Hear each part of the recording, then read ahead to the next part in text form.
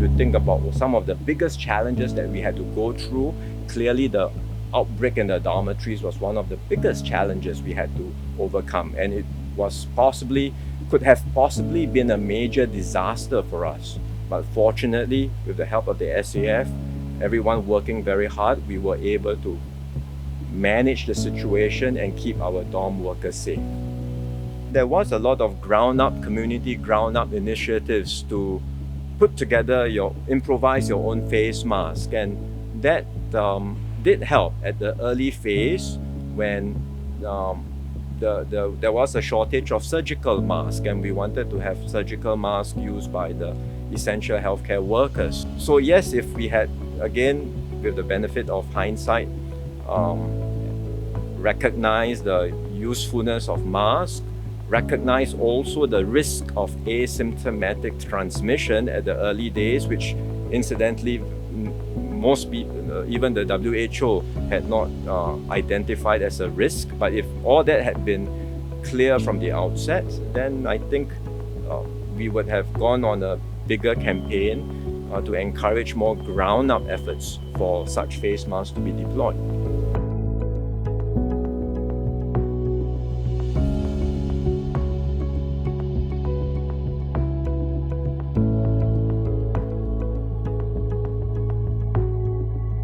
Overall, when we look at what we have gone through, Singapore has indeed achieved positive outcomes amidst very trying circumstances and challenges. We have one of the lowest COVID death rates in the world. We have safeguarded livelihoods, kept supply chains open, and supported the vulnerables. Vaccinations was clearly such an important way out of this pandemic for the world and for Singapore. And overall, our whole vaccine strategy, from procurement to the rolling out of the vaccines to the communication to actually delivering jabs to people, I think we have generally done well, and that has enabled us to get through this pandemic. It's a major, very important strategy.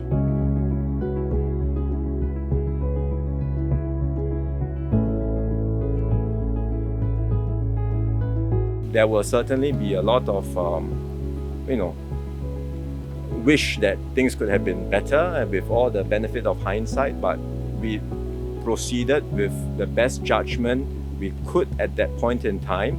And the purpose of this review is not so much to pass judgment, but to learn and to ask ourselves, from all these experiences, how can we be better prepared when the next pandemic comes, because we know it will definitely strike Singapore in a matter of time.